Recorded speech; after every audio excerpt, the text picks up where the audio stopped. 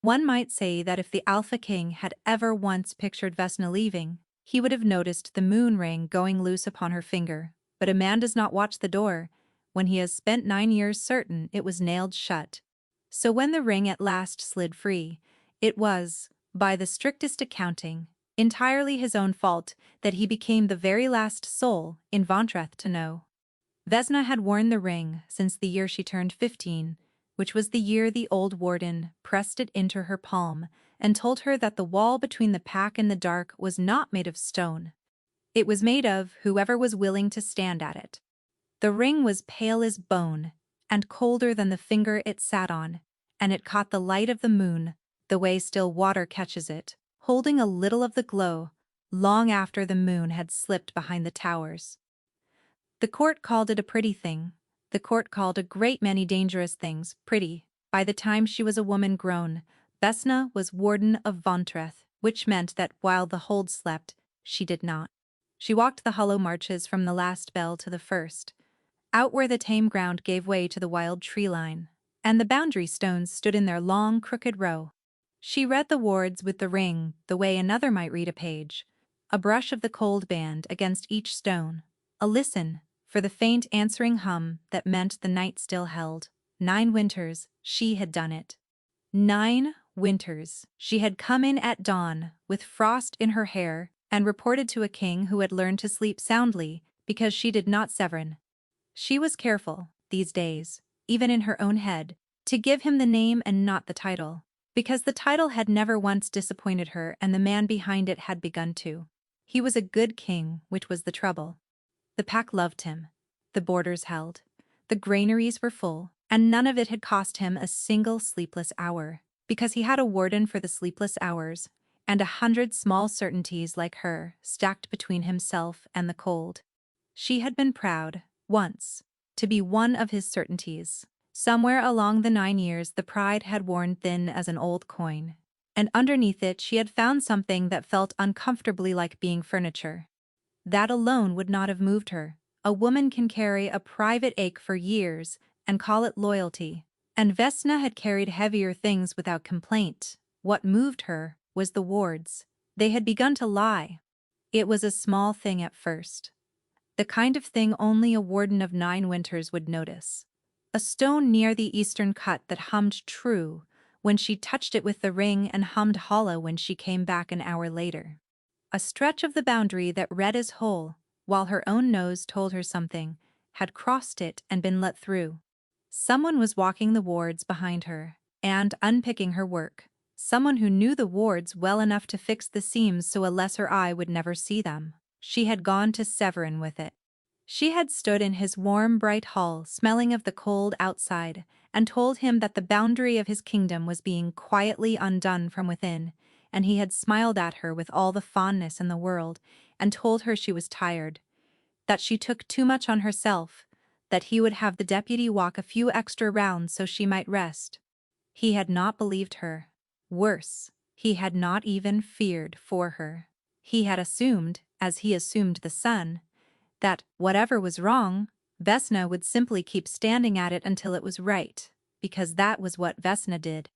That was what Vesna had always done, so she had stopped taking it to him. She had taken it, instead, to the only teaching that had never failed her, the old teaching Dagny had drilled into her across 100 freezing nights when she was still a half-grown thing learning which stones to trust.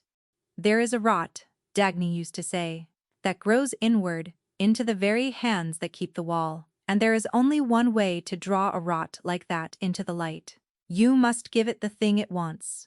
You must step back from the wall and let it reach for what you leave behind, and you must trust that the one who finds your ring will understand you have not run. You have gone hunting. Vesna stood now in her narrow room, with the last bell fading in the towers, and the moon low and heavy in her single window, and she turned the ring on her finger, and she understood that she had run out of other roads. She could not name the traitor. She had no proof a court would hear, only seams and hollows and the certainty in her own blood. If she stayed and kept mending the wards, the rot would simply grow more careful. If she accused a shadow with no face, She would be the tired warden crying at nothing, and the smiling would begin again.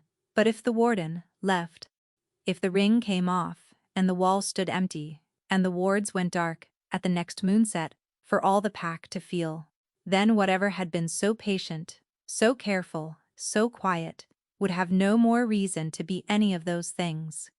And a thing in motion, at last, could be seen. She thought of Severin asleep somewhere above her, certain of her the way he was certain of the floor. She thought of 9 winters. She thought, with a bitterness that surprised her, that the fastest way to teach a man the worth of a wall was to take it down. Then she drew a breath, and she slid the moon ring off her finger, and the room went strangely quiet, as though the stones themselves had noticed. The ring off her hand was heavier than the ring on it. Vesna had not expected that. For 9 years, it had weighed nothing at all, the way your own name weighs nothing, and now it sat in her cupped palm like a small, cold stone dropped from a great height, and the bare band of skin it left behind ached as though the night air had found a wound. She should have felt free. She felt amputated. She made herself move. There is a discipline to leaving, and Vesna had a soldier's discipline, so she used it. She did not pack.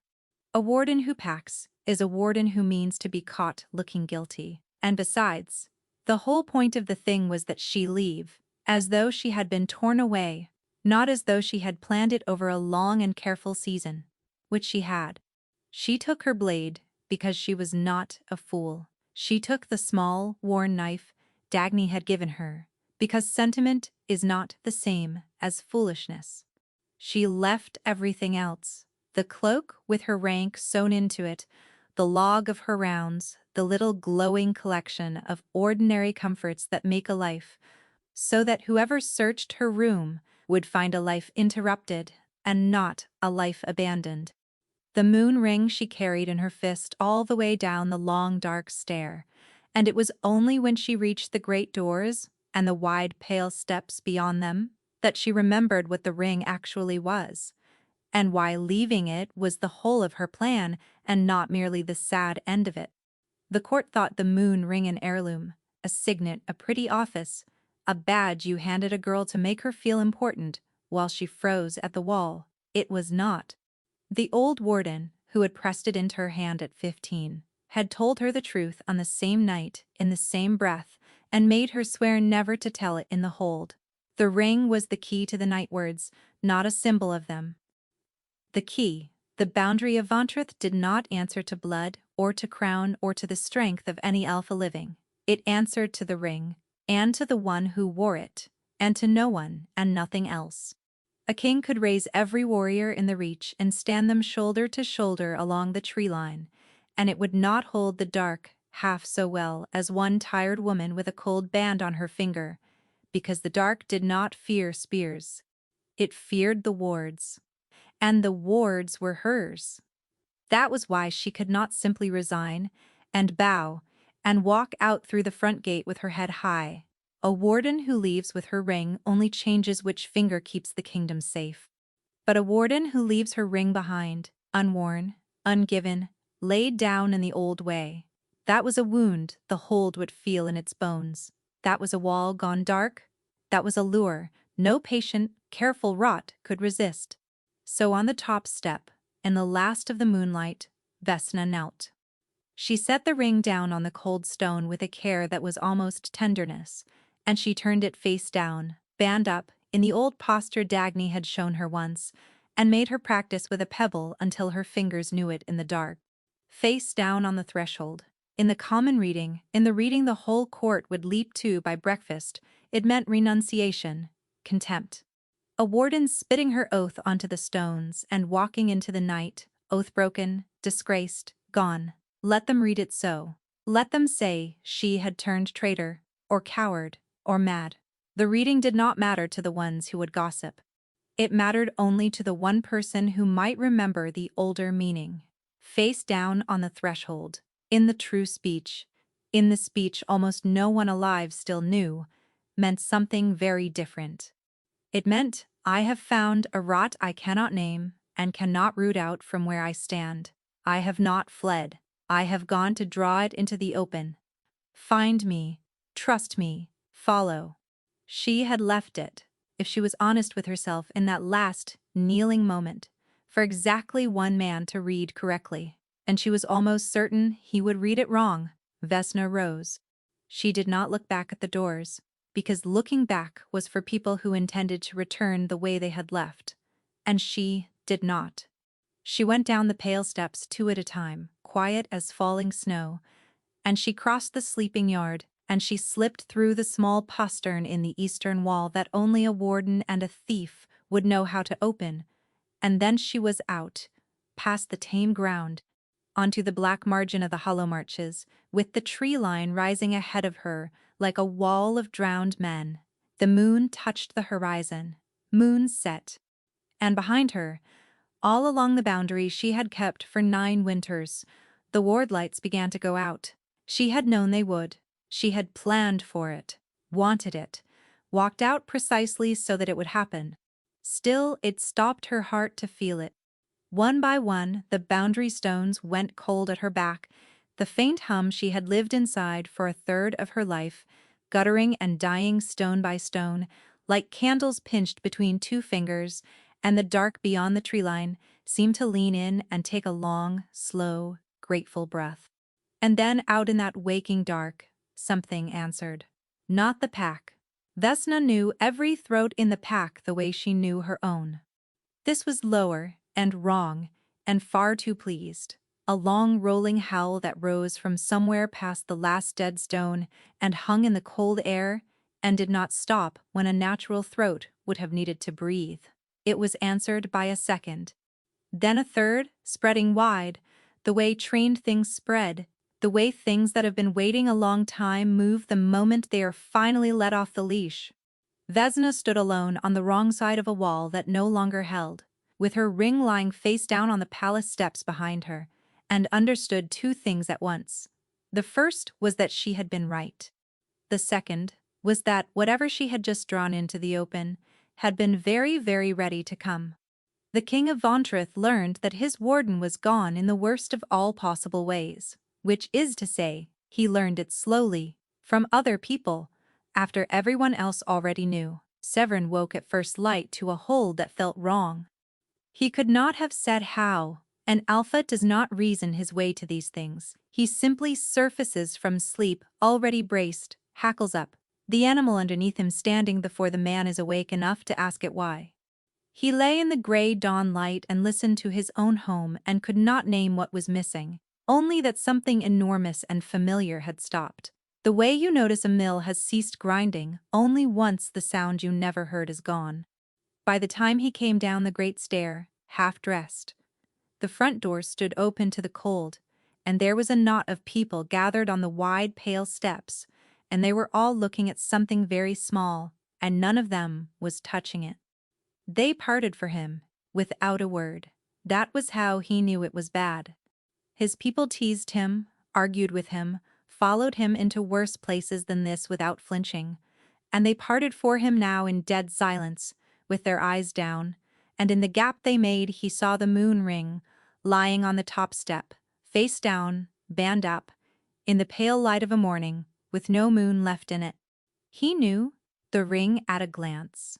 He had watched it catch the light on Vesna's hand across 9 years of councils and cold reports and ordinary evenings, and he had never once, he realized with a slow and dawning horror, imagined it anywhere but there.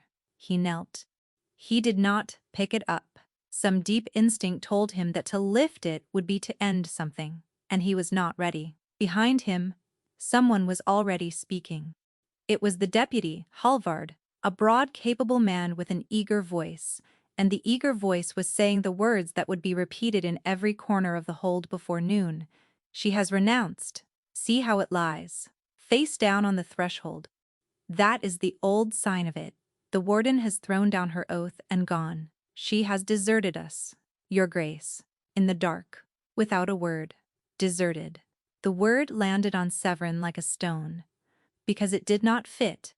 It did not fit the woman who had stood in his bright hall with frost still in her hair and tried to tell him his kingdom was rotting from the Boundary Inn. while he smiled and told her she was tired. It did not fit 9 winters of a person coming in at dawn so that he might sleep.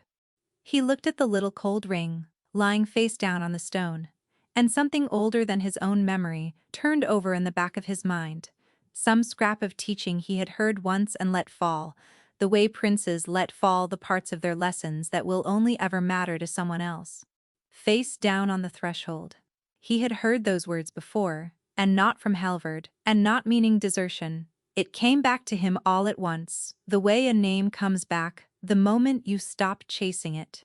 He had been a boy, and the old warden Dagny had been showing his father some point of the boundary craft, and she had set a ring of iron face down on a doorstone and said, in that dry, patient way of hers, "And this, in the true speech, is not renunciation at all, whatever the young ones think. This is a warden telling you she has found a rot inside the wall that she cannot pull out by herself, and that she has gone out alone to draw it into the light, and that she is trusting the one who finds her ring to understand she has not run. She has gone hunting, and you had better be quick, because a warden only lies her ring down like this when she has already decided that staying will get her killed." Severin went very still on the cold step. It meant the opposite. It meant the exact and perfect opposite of every word Halvard was so confidently saying over his shoulder. Vesna had not thrown her oath in his face and fled. Vesna had done the last, loyal, furious thing a warden could do. She had tried to warn him with words, and he had smiled at her, and so she had warned him the only other way the old craft allowed. By taking down his wall with her own hands, and walking out into the dark to bait whatever had been eating it, and she had left her ring face down on his doorstep as a message meant for exactly one reader, and he had almost read it wrong. He had knelt here for the space of 10 breaths, believing, with the whole grieving weight of his heart, that she had simply stopped loving them enough to stay. He rose with the ring closed in his fist, and it was so cold it burned. And the wards. He understood now, with a lurch. The wards were down, had been down since moonset. His kingdom had stood the whole last watch of the night, with its throat bare to the tree line, and would stand bare again the moment the moon rose, and every moonset after, until the ring was back on the hand that answered it, because the boundary of Vontreth had never in its long life answered to anything but this small cold thing and the woman who wore it. He had a hold, full of warriors, and not one of them could hold the dark the way she had held it while he slept. He should have felt only fear. He felt fear, and under it, rising, something that steadied him, because at least now he knew what he had to do. He would go after her. He would find her in the marches and put the ring back on her hand himself, and beg her forgiveness on the frozen ground if that was the price. And together they would drag whatever she had gone to, bait into the daylight, and end it. He turned to give the order, and that was when the small wrong thing snagged in his mind and would not let go. Halvard had known the sign. Halvard had stood over the ring, the very moment it was found, and named it renunciation, quickly, cleanly, with the words already in his mouth. And the true meaning, the meaning Severin had needed a childhood memory and 10 cold breaths to claw back, was known now, to almost no one living. Dagny, himself, barely, and whoever Dagny had ever taught it to. He looked at his eager, capable deputy standing on the steps, with the perfect wrong words ready on his tongue, before the ring had even had time to grow cold, and the king of Vontreth felt the ground of his own home shift quietly under him. Because there was really only one way a man came to have exactly the wrong meaning of a thing prepared and waiting in his mouth. He had to already know the right one. Vesna had baited many things across 9 winters at the wall, but she had never once been the bait herself, and she was discovering that she did not much care for it. Dawn found her 3 ridges deep into the hollow marches, with her back to a split rock and her blade dark to the hilt, and the trained things circling just past the reach of her arm. There were 5 of them still standing. She had started the night counting 9. They were wolves, the way a war hound is a dog, lean gray killers that moved together and broke apart on some signal she could not hear, and they did not howl anymore. They had stopped howling. Once they understood, she would not run. That was the part that frightened her, not the teeth. The patience. Wild things do not have it. These did. She had wanted to draw the rot into the open. She had. She simply had not expected the open to have quite so many teeth in it, or to be quite so alone in it. And somewhere under the cold, clean focus of the fight, a small, honest voice was pointing out that she had walked into the dark, fully expecting a certain man to be an hour behind her, and that the certain man had not come. And that this was precisely the sort of thing she had left in order to stop feeling. Then, the largest of the five turned its head, and the wind changed, and Vesna smelled him before she saw him. Severin came through the tree line at a dead run, and hit the pack from behind like weather. There was no ceremony in it, and no crown either. She had spent 9 years watching the king be gracious, in warm rooms, and she had let herself forget, the way the whole soft hold had let itself forget what he was underneath the grace. He was an alpha of the old and terrible kind, and he moved through 5 trained killers the way a scythe moves through standing grain, and in the space of a few breaths there were 2 of them down, and the other 3 had made the sudden unanimous decision that the night was over. They broke and were gone into the trees, and the marches were quiet, and Vesna stood with her ruined blade and stared at her king, who was breathing hard and bleeding from a long, clean cut above his eye, and looking at her as though she were the only thing in the whole waking world. "You came," she said. It was not what she had meant to say. It came out of her before she could stop it, small and stupid and terribly young. "Of course I came," Severin said, and there was something raw under the words that she did not know what to do with. "You left your ring on my steps, Vesna, face down. You will forgive me if I did not take it as a resignation." So he had read it right. Her heart did something complicated and unwelcome. She had left that ring for exactly 1 reader and told herself he would fail the test, because it was easier to leave a man who was going to fail you than to leave one who might not. And here he stood in the frozen dawn with her meaning already in his eyes, having failed at nothing except being an hour late. He crossed to one of the downed wolves and crouched over it, and his easy face went still. Vesna came and looked where he was looking. The beast wore a collar. Not a rope, not a wild thing's accidental snarl of bramble, but a worked band of dark leather, with a small iron token sewn into it. And the token bore a mark, 3 joined rings, that she had seen exactly once before, burned into a boundary stone out past the last dead marker.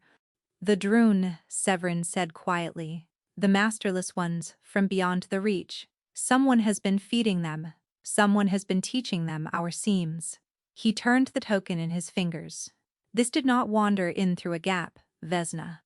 This was walked in, through a door, and a door needs a hand to open it. An inside hand," she said. "Yes." There it was, laid plain between them, in the cold light, the thing she had gutted her whole life to prove and could not. And he had seen it in a single dawn because she had taken down his wall and made it impossible not to see. She felt a fierce and unworthy flush of vindication, and under it the beginning of a much colder fear, because a hand that could walk the Droon through the wards was a hand that knew the wards as well as she did, and there were very few of those. Then Severin stood and took the moon ring out of his breast, where he had carried it against his heart the whole way into the dark, and reached for her hand. She pulled it back. "What are you doing?" "Putting the wall back up." "The wall is the only thing keeping them careful," she said, hearing her own voice climb. "If the ring goes back on, the wards wake, the rot goes quiet again, and we are exactly where we were blind. Except now they know I am hunting them." "You will have thrown away the one move I had, I know," he said. He did not argue it. He did not tell her she was tired, or overwrought, or taking too much on herself. He simply looked at her with that clean and level regard and said, "I know precisely what I am throwing away. And I will not leave the whole pack bare to those things every single moonset, so that one warden can run a gambit alone in the dark. I cannot spend my people to save my people. So the wall goes back up, and we hunt the hand together. From inside, where I can put my own body between you and the teeth. And he took her hand, and this time she let him, and he slid the cold ring back onto her finger, and all along the sleeping boundary, miles behind them, the wards woke and hummed and held. It was, she would think later, the most high-handed thing anyone had ever done to her, deciding the whole shape of her fight without asking, and she hated that some traitor part of her had wanted, more than she wanted her gambit, to be a thing worth putting a body in front of. They brought her back, through the front gate, in the full light of morning, which was its own kind of statement, and the hold poured out to see the deserter dragged home, and Severin stopped on the wide, pale steps where the ring had lain, and raised his voice. "Hear me," he said, "there has been no desertion. The warden left at my word, and returned at my word, and any quarrel between us is mine and hers, and no business of this yard." He took her hand again, in front of every soul in Ventreth, and his voice did not so much as flicker. "She is promised to me. She has been promised to me longer than any of you have known, and I will hear no tongue name her oathbreaker who does not wish to answer to me for it." The yard made a sound like a held breath let go. Somewhere, a cup was dropped, and Vesna stood on the cold steps with her hand in the king's, and the whole watching hold arranging its face into astonishment, and understood, far too late, what had just been done to her. She could not run now. A promised mate does not slip out a postern to bait or rot in the dark. She was pinned to the hold, pinned to him, visible to every watching eye including the one she had gone hunting, wrapped in a story she had not agreed to and could not unpick without calling her king a liar before his own people. He had not saved her, he had caught her. And as the cheering started, ragged and confused, and building, she looked up at the man beside her and could not for the life of her tell whether he had done it because he could not bear to lose her, or simply because he could not afford to lose the only hand the wards would answer to. She spent the first 3 days back at Ventreth, waiting to be treated like what she was, which was a woman the whole hold had watched get dragged home a deserter, and then in the same breath crowned the king's own promised mate. She braced for the gilded cage. She braced to be dressed and displayed, and quietly relieved of anything sharper than a spoon. It did not happen, and the not happening unbalanced her more than any cage could have. On the 4th morning, Severin came to her, not with silk, but with the ward logs, the real ones, the deep ones kept locked in the king's own strong room, and he set them on the table in front of her and said, "You told me the boundary was rotting from within, and I told you that you were tired." He did not flinch from it. "I was wrong, and being king does not make a wrong thing right, it only makes it more expensive. So, you know these wards better than any living soul. Tell me where to cut, and I will give you the blade."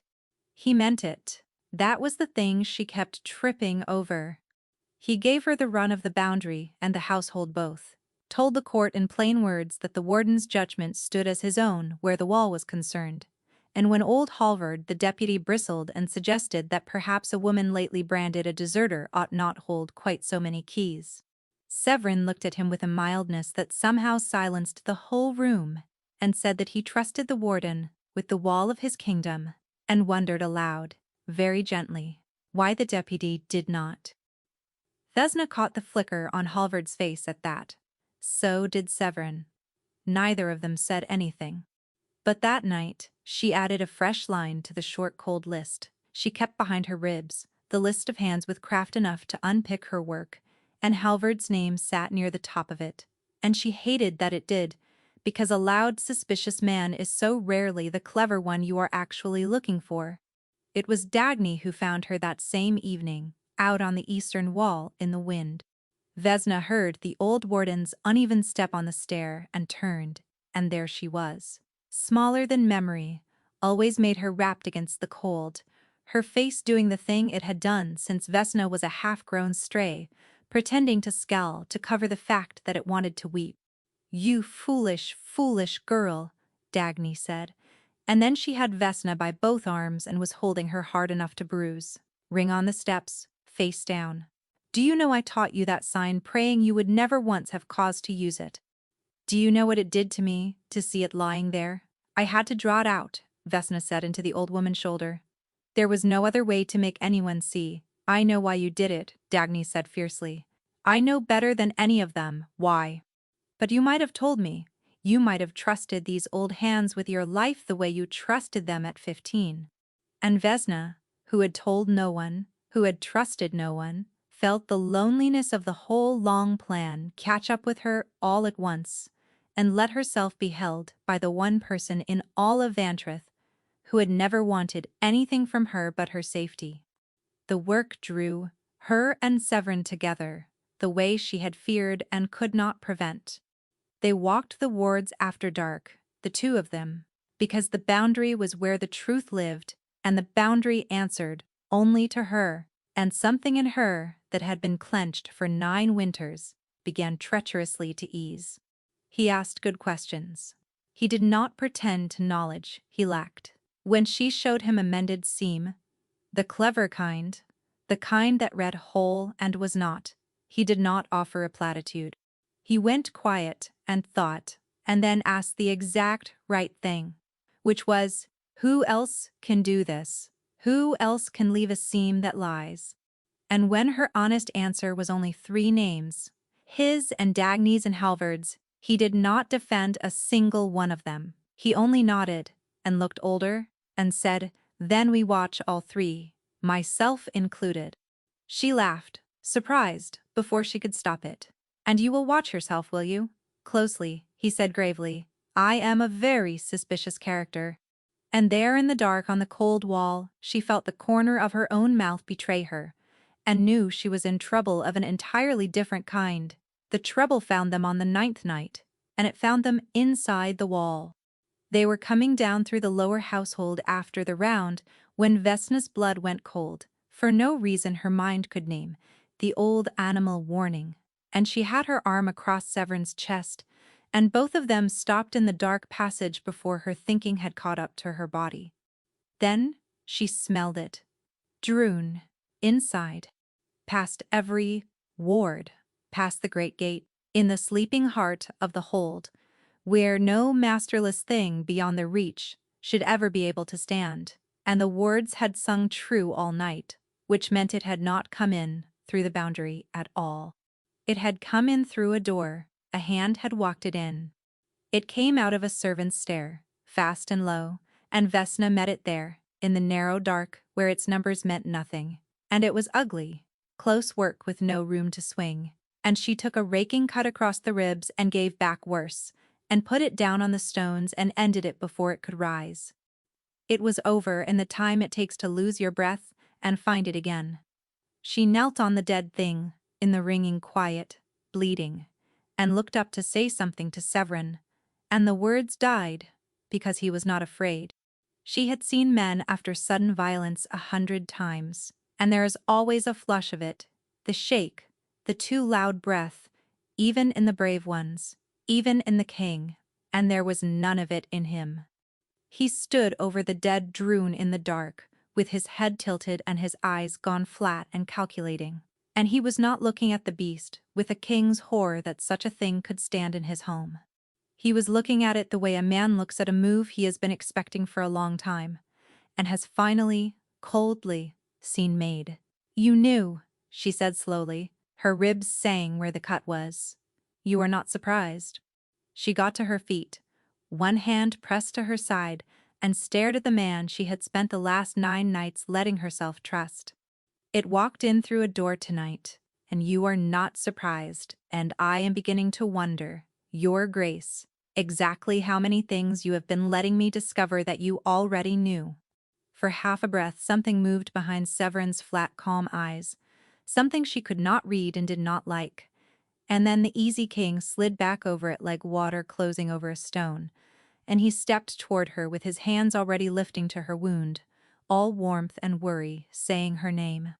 And Vesna, bleeding in the dark, with a dead thing at her feet, took a step back out of his reach, and did not let him touch her. She did not stop letting him touch her for long. That was the trouble with the whole doomed business, and Vesna was clear-eyed enough, even in the middle of it, to know exactly how doomed it was, and to walk into it anyway. She told herself she stayed close to watch him. It was even half true. A man who is not surprised by the impossible is a man keeping his own counsel, and she had built a private cold room in her mind and begun to furnish it with the things about Severin that did not add up. But the days had a way of sliding sideways in his company. She would corner him, meaning to press, and he would answer her sharpness with something dry and true that took the wind clean out of her, and she would come away with her question unasked, and her guard 3 notches lower than she had set it, and lie awake furious at herself and thinking about the line of his throat in the lamplight. Because that was the other thing, the thing she could not investigate her way out of. She wanted him, not the king, not the wall, not the safe idea of a man who put his body between her and the teeth. Him. The dry humor and the tired eyes, and the way he had said, "I cannot spend my people to save my people," as though the arithmetic of it cost him blood. She had spent 9 winters being a thing the hold relied upon, and never once looked at, and now, the most looked at man in the Reach, kept finding her in the dark to ask her opinion of the boundary, and it was undoing her faster than any siege. She held out longer than she thought she would. She held out until the night the fever from the rib cut broke, and she woke in the gray small hours to find he had not gone to his own chambers at all, that he was asleep in the hard chair by her cot, with the ward logs open in his lap, and his head fallen at an angle that would ruin his neck by morning, watching over a wound she had taken, putting herself between him and a thing in the dark. And she lay there and looked at him, and felt the last of her defenses come quietly loose, not with a crash, just a soft giving way like ice going off a roof in the first warm wind. When he woke and found her looking, he did not say anything clever, for once. He just looked back at her, and the whole easy performance was gone out of his face, and what was left was plain and tired and afraid. And he said, "I keep thinking about how close I came to reading it wrong. The ring, face down. I knelt there, believing you had simply stopped wanting to stay, and it was the worst 10 breaths of my life. And I have been a king through some very bad breaths. You would not have lost much," she said. It was reflex, the old armor. A warden, a ring, a hand for the wards. Something crossed his face then that she would remember for a long time afterward, a kind of quiet devastation, and he set the logs aside and came and knelt by the cot so their faces were level, and he said, "Is that truly what you think I came into the marches for?" A hand for the wards. She could not answer. Her throat had closed. "I have 100 hands, Vesna," he said. "I have warriors and stewards and old wardens and clever deputies. I have keys and crowns and every certainty a man could want stacked between me and the cold. And I lay awake the night your ring was found, and understood that I had never once, in 9 years, imagined the cold reaching me because you were always at the wall. Not the ring, you. And I never told you, because a man does not tell his own foundation that the whole house is standing on it." He was very close now. "You have decided, somewhere in that stubborn head, that you are a thing I use. You are the thing I forgot. To be afraid of losing until I lost it. That is not the same. That is the opposite." She reached up and put her hand against his jaw the way she had wanted to and refused to for 9 winters, and felt his breath catch, and that undid the last of it for them both. When he kissed her, it was nothing like the careful, gracious king. The court knew it was starved. It was a man who had knelt on cold steps, believing he had lost the one certainty he had never thought to count, and had got it back, and was not going to be gentle about his gratitude. She fisted her hands in the front of his collar, and he gathered her in, with a care for the healing wound that somehow wrecked her more than any roughness would have, and the lamp guttered low, and the cold small hours closed warm and private around the two of them. And for the first time since she was 15 years old, Vesna let the wall stand without her, and thought of nothing on the far side of it at all. Afterward, he slept the way she imagined he had not slept in weeks, heavy and sudden, one arm thrown across her as though even asleep some part of him was making sure. She lay awake in the dark listening to his breathing, and let herself, just for an hour, be a woman who was wanted, and not a warden who was needed, and the difference between the two was so large and so tender that it frightened her, which was why, when the hour was up and old habit would not let her sleep, she rose quiet as falling snow and went to gather the ward logs he had left scattered by the cot, meaning only to set them right. And it was there, folded into the back of the deepest log, in a hand she knew was Severin's own, that she found the pages he had not shown her. They were dated, old. The first was from a season before her ring had ever gone loose on her finger, a season before the seams began to lie, and it was a list in the king's careful script of every hand in Vantrith that knew the wards well enough to unpick them, and beside each name a note in a private cipher she could not read. 3 names, his own, Halvard's, and, underlined twice, so hard the pen had torn the page, the name of the one person in all the hold Vesna had let hold her without asking what she wanted first. Dagny. He had been watching. Long before the ring, long before the marches, long before he had knelt by her cot and told her she was not a thing he used, Severin had been quietly hunting the same rot she had, and he had written a name on it. And he had held her in the dark all these nights and let her furnish her cold private room, and never once told her that his own list was older and shorter, and that it ended on the only name she would have sworn her life against. The betrothal was made formal on a night of high cold stars, and it should have been the happiest evening of Vesna's life, and it was ruined before it began, by a single name written twice in a king's own hand. She stood at the head of the feasting hall, in a gown the color of the wards, at moonrise, and the whole of Vantreth drank to her. The deserter turned promised mate, and Severin stood beside her, with his hand warm at the small of her back, and every time he looked at her, the look was so plainly, helplessly glad, that she wanted to weep with the wrongness of it. Because folded against her heart, where he had once carried the ring, she carried the pages. 3 names that could unpick the wall, his, Halvard's, and Dagny's, underlined so hard the pen had torn through. He had been hunting the same rot she had, longer than she had, and he had written her mother in all but blood onto the list of the guilty, and then he had held Vesna in the dark and let her go on loving the woman without a word of warning. She did not know yet what that meant.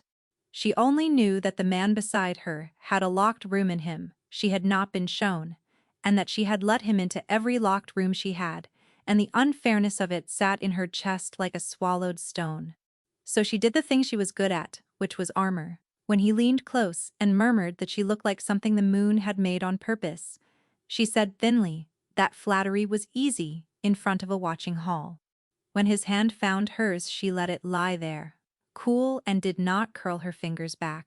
She watched his easy face register the change, the small flint she covered so well that no one in the hall would ever have caught it, and she hated herself, and she did it anyway because a woman who has decided she is about to be hurt would rather do the hurting first. The wards saved her from her own cruelty, in the end, by choosing that moment to fail.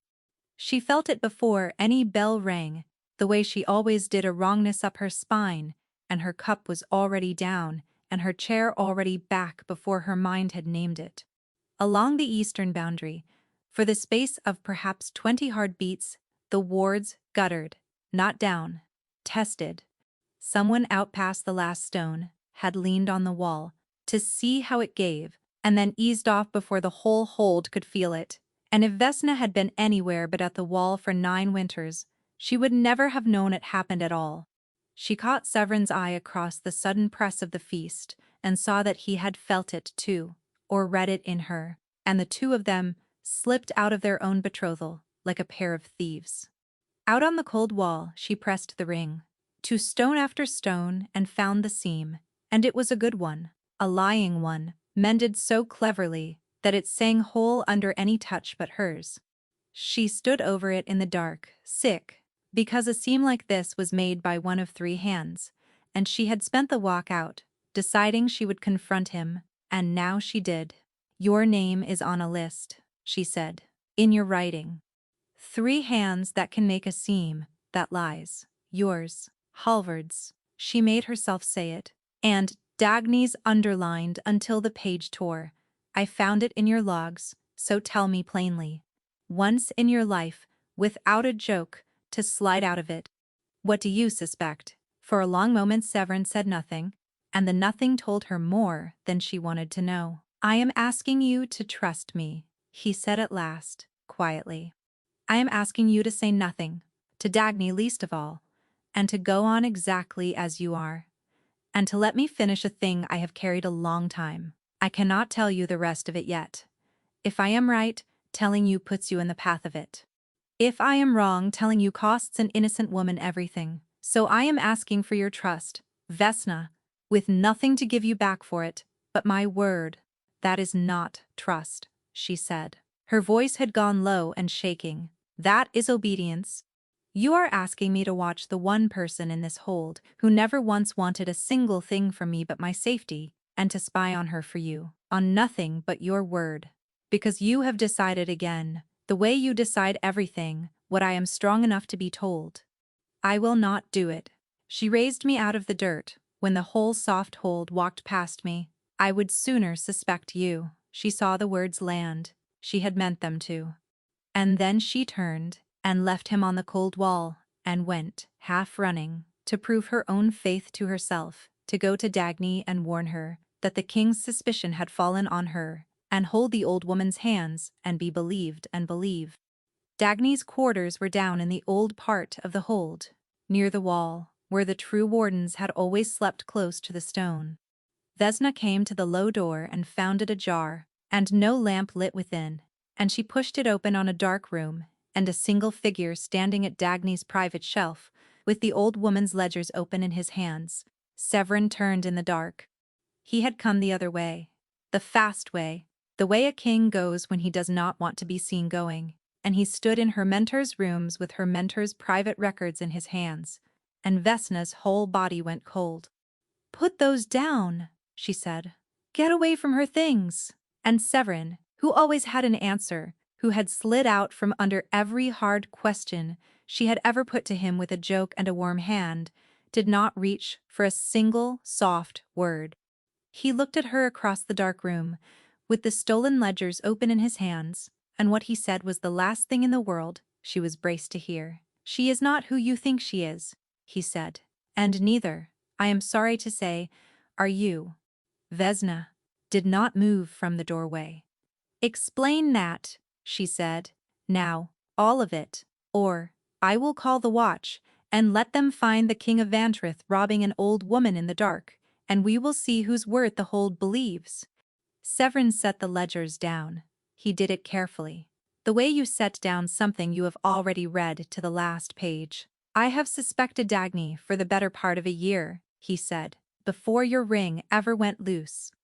The seams began to lie in a pattern, and a pattern is a mind. And the mind that made these knew the wards, the way only a warden, who had kept them for 40 winters, could know them. I did not want it to be her. I told myself it was Halvard, because Halvard is loud and grasping, and it would have been so much easier. But Halvard could no more make a seam that sings than he could hold back the tide. It takes the old craft, and the only living hands that hold the old craft are mine, and hers, and yours. And you cleared yourself and me," Vesna said bitterly. "How convenient. I cleared you," Severin said, "the way I cleared myself. By the thing that could not be faked." "Vesna, sit down, please, because this is the part that is going to hurt, and I would rather you were sitting." She did not sit. But something in his voice, stripped bare of every performance, made her stay. "The plan you were so proud of," he said gently. "The one you thought you had reasoned your way to alone across a hard season. Take off the ring. Lay it face down. Let the wards go dark and walk into the marches to bait the rot into the open. Where did that plan come from, Vesna? Truly. When you follow it back to its root, whose voice is at the bottom of it? She opened her mouth to say it was hers, and could not, because it was Dagny's. The sign, face down on the threshold, Dagny had taught her. The teaching that a warden must draw a hidden rod out by leaving, Dagny had drilled into her on 100 freezing nights. The conviction that a warden must act alone and trust no one inside the walls, Dagny. And under all of it, older than all of it, the belief that had made the whole terrible plan feel not just clever but right, the deep certainty that the warden is used and never loved, that the king takes her for granted, that she is furniture, that there is no dignity left to her but the dignity of walking away. She had thought that grief was hers. She had carried it as the truest thing she owned. It was hers, Vesna whispered. The bitterness, all of it. She used to say it. 40 winters at the wall and a cold ring for it. I thought I felt it, because it was true. I felt it because she poured it into me. She needed the ring off your hand, Severin said, and he was merciless now only because kindness would have been crueler. She could never take it. The wall answers to its own warden, and to no one else. Never to force, never to theft, never to a hand it has not bound itself to. So, she could not steal the wards. She had to make you give them up. She spent years planting the exact grief that would one day walk you out your own gate, with the ring laid down behind you. And at the chosen moonset, the Droon would have come through a dark and empty wall in their full number, and Vantrath would have fallen in a single night, and the warden who let it happen would have been you, Setch. You were not meant to survive the marches, Vesna. You were meant to be the traitor found dead at the tree line, so that no living tongue could ever say the fault was hers. The floor went out from under her. She put her hand on the doorframe. I put the ring back on your hand in the marches, he went on, quieter. And I ruined her timing, and I did not tell you any of this, because I did not know, then, whether you were her instrument or her accomplice. And because once I knew you were only her instrument, I could not find a way to tell a woman that the person who raised her had spent that woman's whole life, aiming her like an arrow. I told myself I was protecting you. He looked at his own hands. I was deciding for you what you could bear. You were right about that on the wall. It is the thing I do. It is the thing I did to you for 9 years, without ever once noticing. And it is the thing she counted on all of Vantrath doing, so that no one would ever think to ask the warden what she wanted, only what she was for. And there it was, the whole of it, laid out in the dark, and the worst part was not that Dagny had betrayed her. The worst part was that it was true, and that he had known, and that he had held her all those nights, and let her go on loving the woman who had raised her as a weapon, and had decided, again, in that lordly certain way, what Vesna was strong enough to be handed. You used it, she said. Her voice did not sound like her own. Whatever this became between us, it started as you keeping the traitor's instrument close. You watched me to see which I was. You let me into every room in me and stood in the doorway of yours with the light off. It stopped being that, he said. Vesna, I swear to you it stopped being that the first night on the wall when you laughed. It does not matter when it stopped. She stepped back from him, into the corridor. You still stood there. Good night, Your Grace. She walked away from him down the dark hall, past the low door of the woman who had made her, and she did not get 10 paces before a warm, familiar voice spoke out of the shadows of the old wing, gentle and grieving and perfectly timed, as though it had been waiting for her heart to break so that it might catch the pieces. Vesna, said Dagny, oh child, what has he told you? Come here, come to me, and tell me everything, and we will decide together what must be done about the king. Later, Vesna would understand that Dagny had made only one mistake in 40 winters of patience, and it was this. She had built her weapon too well. She had spent so long teaching Vesna to read a wall for the seam that lies, that she had forgotten a made thing can be turned back upon its maker. But in the moment, in the dark of the old wing with her whole heart in pieces, Vesna very nearly walked straight into her.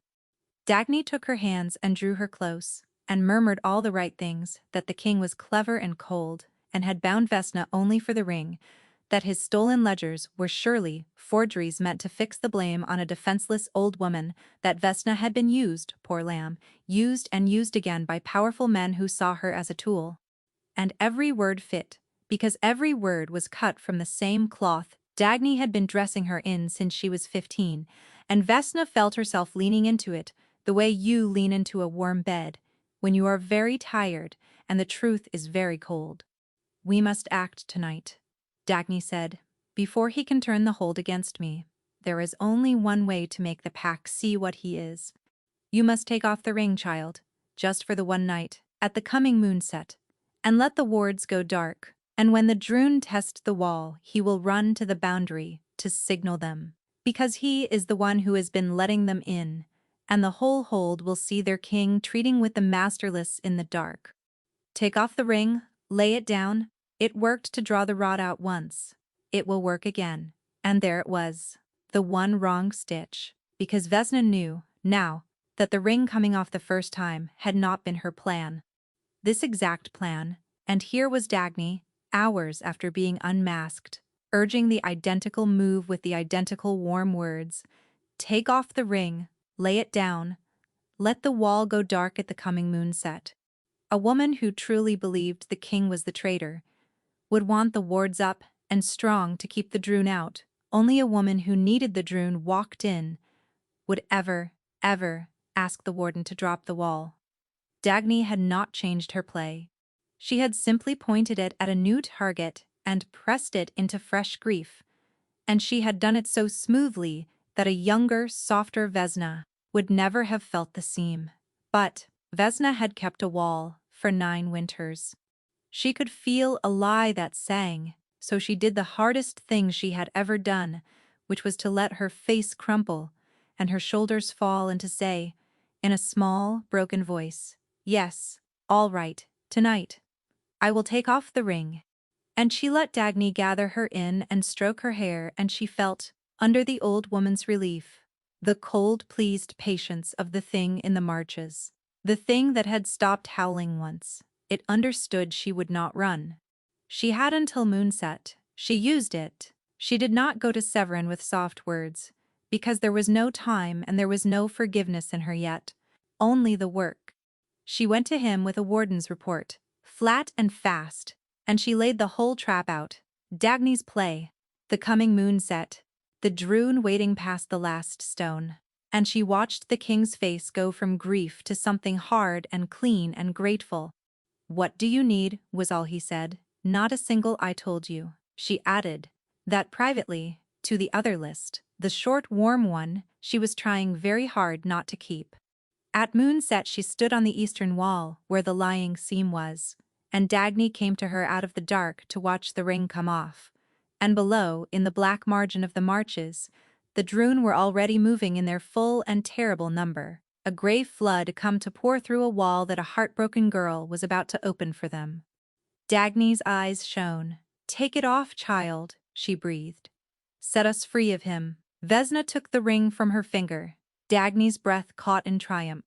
And then Vesna knelt and pressed the moon ring not into the empty air, but flat against a lying seam in the stone, the way she had been drilled to as a girl until her fingers knew it in the dark. Because a ring that is the key to a wall can do more than open it. It can read it. The cold band drank the moonlight and gave it back, and the seam lit from within, and there in the light, worked into the false mending, like a signature no forger could copy, was the shape of the hand that had made it, 40 winters old and unmistakable. And Vesna turned the glowing stone so that Severin and the watch he had hidden along the wall could all see it plain. "You taught me to read a seam that lies," Vesna said. "You should not have let me get so good at it." Then she slammed the ring back onto her finger and threw her whole will down the wall, and every ward from the eastern cut to the river woke at once and blazed, and the grey flood of the droon hit a boundary, suddenly, brutally whole. Dagny lunged, not for Vesna, not for a blade, but for the ring, to tear it from the one hand it had ever bound itself to, and drop the wall she had never in 40 winters been able to make answer to her, and in reaching for it before the king and the whole hidden watch, she damned herself past any word she could ever say.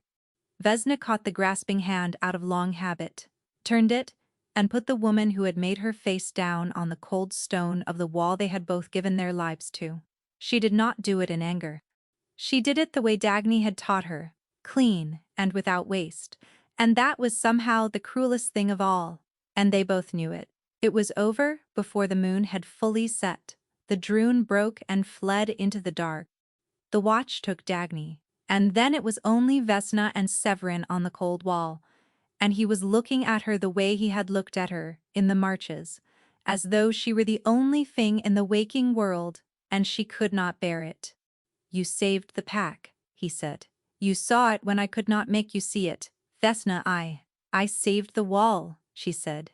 "It is what I am, for you told me that yourself once, without meaning to." She slid the ring firm onto her finger. "You knew she had raised me as a weapon, and you held me close every night and never once warned me whose hands I was still reaching for, because you decided I could not bear the truth. You were the second person I have ever fully trusted. She was the first. I do not think I have a third in me." Her voice did not shake, and she was proud of that. "Thank you for the truth, Your Grace. You had it in you the whole time. You might have trusted me with it." And she left him on the wall, in the victory that was entirely hers, and tasted of nothing at all. The seasons turned as they do, indifferent to the hearts breaking underneath them. Dagny went into a cell beneath the old fort, and the rot she had worked into the wall for 40 winters was cut out stitch by stitch, and it was Vesna who cut it, because there was no one else alive who could read where the lies were sewn. She rekeyed the boundary from the eastern cut to the sea. She found seams no one had known to look for, and closed them. And somewhere in the long cold work of it, the hold began to understand slowly, the way holds understand anything, that the woman they had once dragged home a deserter had been standing between them and the dark their whole soft, comfortable lives. Severin made her High Warden.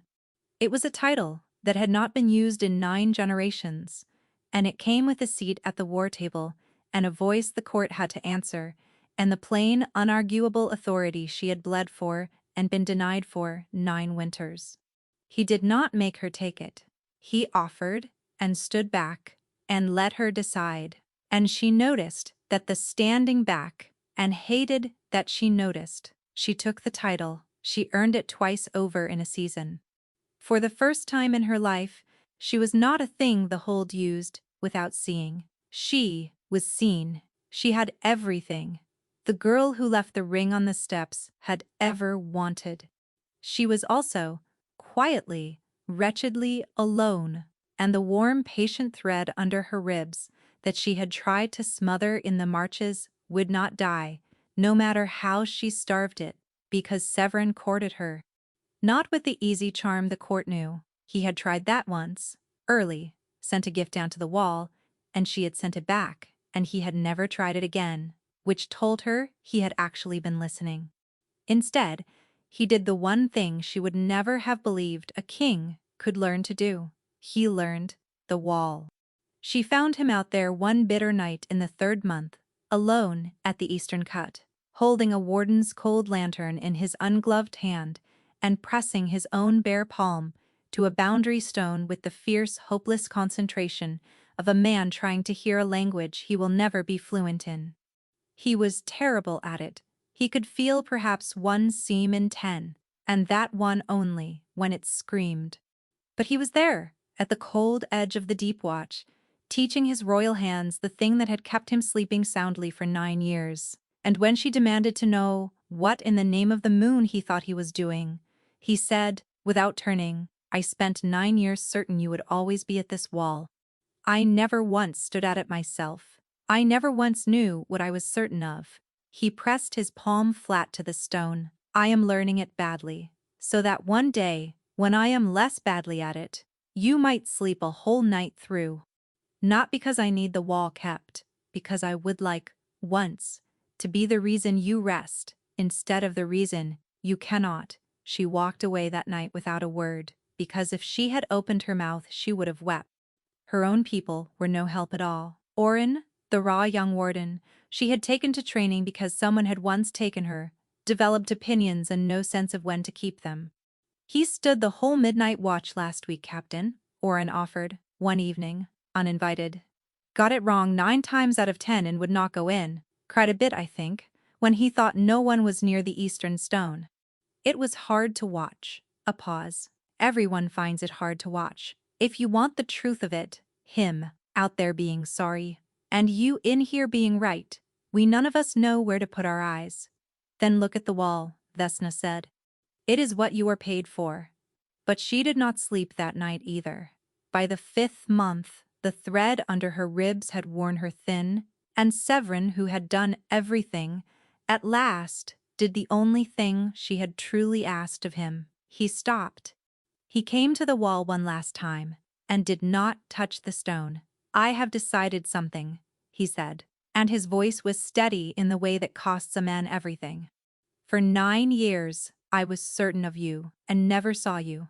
And it nearly cost you your life, because a thing a man is certain of is a thing he stops looking at. I will not do it again in the other direction. I will not be certain you will come round. I will not stand at your wall being sorry until my sorrow becomes another wall you cannot leave. You have told me what you want. You want to be left in peace to do your work. So I am going to give you the one thing I have never given you, a choice with nothing leaning on it. He set something small on the boundary stone between them, and stepped back. I am done asking. Whatever you do now, you do freely. And that is as it should be. Then he went in, and he kept his word, and the wall went quiet. And Vesna had exactly what she had wanted, and it felt like standing watch over a country that had already fallen. He nodded to her in corridors, even and courteous. Never cold. He wrote her nothing. He waited at no doors. And the warm thread under her ribs stayed exactly where it was and would not fade until the morning 3 weeks on, when young Oren came pounding up the wall stair, the particular gray color of a person who has run a long way with bad news. Captain, Oren gasped the king, he is gone. Not in his chambers, not at the war table, not anywhere in the hold. His sword is on its stand, and his horse is in its stall, and his crown is on its cushion, and the man is simply gone. The boy swallowed. And, Captain, on the great steps, where your ring lay, that first morning, there is something set down there in the old sign, face down, and no one can read it but you. Vesna came down the great stair, not breathing, and the hold made a gap for her exactly as it had made one for its king on the morning her own ring had lain on the cold stone, and in the gap she saw it, his signet. The plain iron ring of the king of Vantreth, the one thing he could not rule without, set down on the top step, face down, band up, in the old warden's sign she had taught no one, and he should never have known well enough to make. Halvard was already there, of course, saying the loud wrong thing, that the king had abdicated, had fled, had renounced his own crown in the night, that they must send riders, must convene the court, must. Vesna did not hear the rest. She had knelt, the way Severin had knelt over her ring, and she was reading it, and it took her only a breath, because he had made the sign perfectly, and perfect was its own message. He had learned her language down to the grammar. And in the true speech, the speech almost no one alive still knew, face down on the threshold did not mean fled, and did not mean renounced, whatever the loud men said. It meant, I have gone to draw out a rot I cannot name from where I stand. It meant, I have not run. It meant, find me, trust me, follow. But there was no rot left. She had cut it out with her own hands.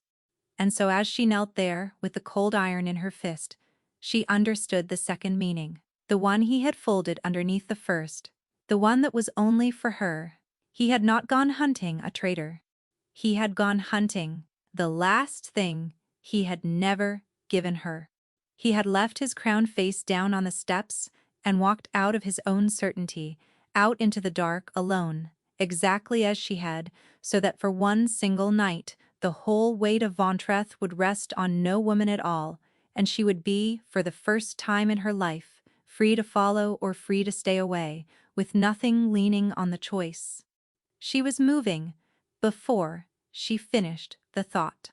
Out through the great doors, across the yard, through the small eastern postern that only a warden and a thief, and, apparently, a very determined king could open, and out onto the black margin of the marches under a low, heavy moon.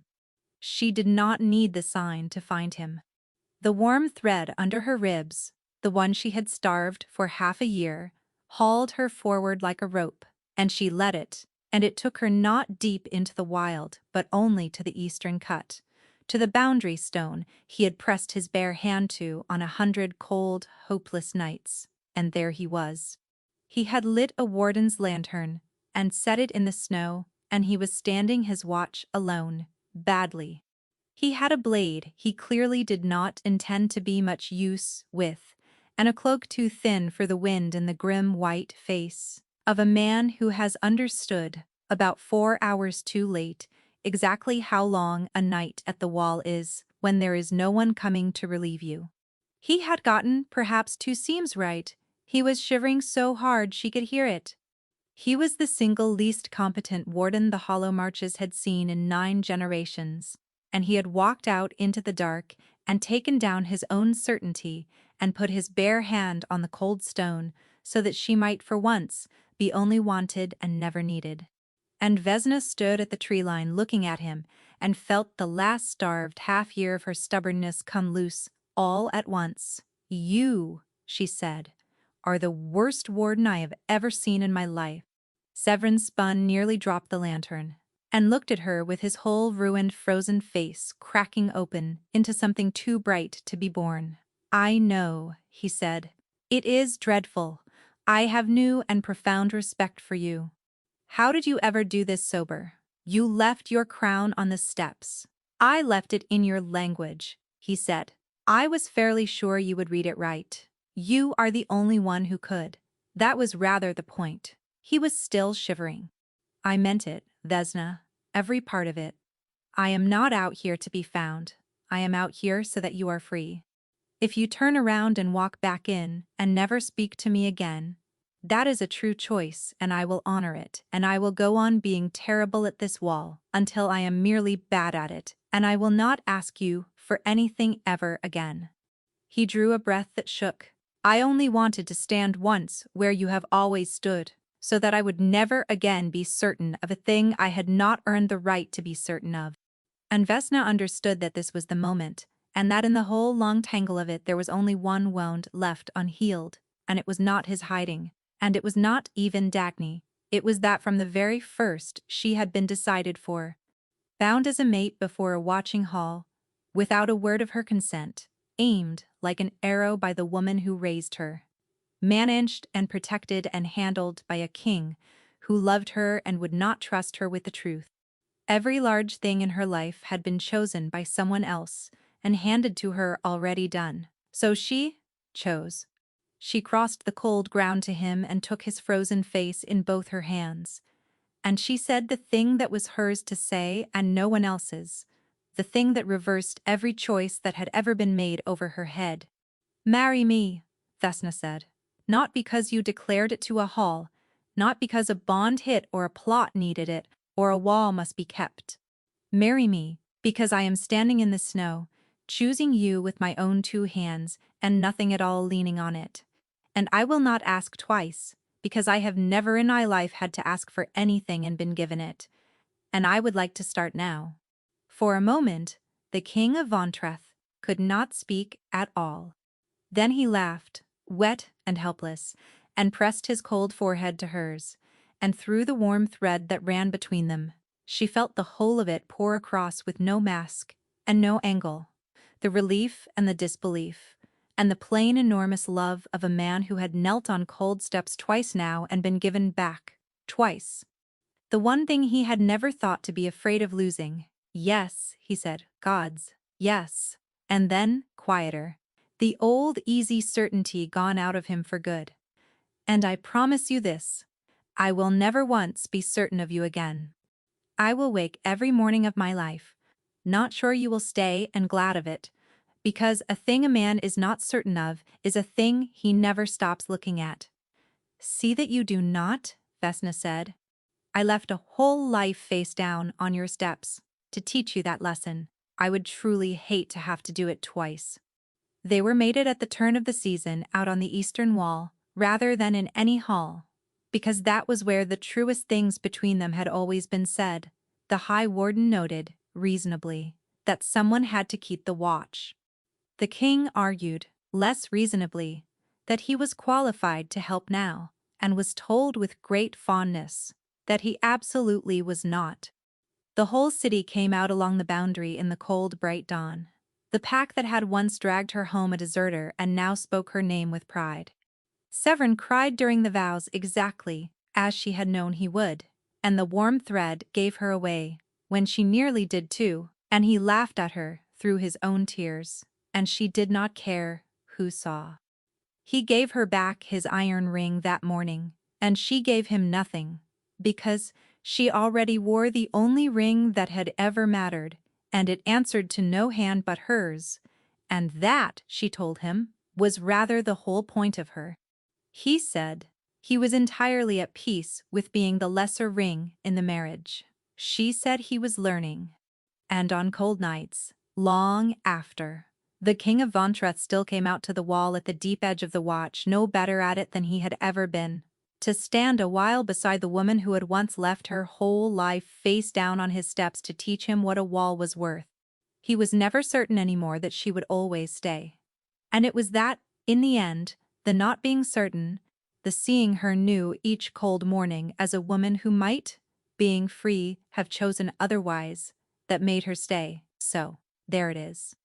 The king who was certain, and the warden who left, and the little cold ring on the palace steps, that meant the opposite of what everyone believed. The question I will leave you with is this. If you had been Vesna out there, in the snow, looking at the worst warden ever, to hold a lantern shivering at your wall, would you have crossed the cold ground and chosen him, or would you have made him stand that watch a good deal longer first? Tell me, honestly. I have my own opinion, and I suspect it is not a kind one.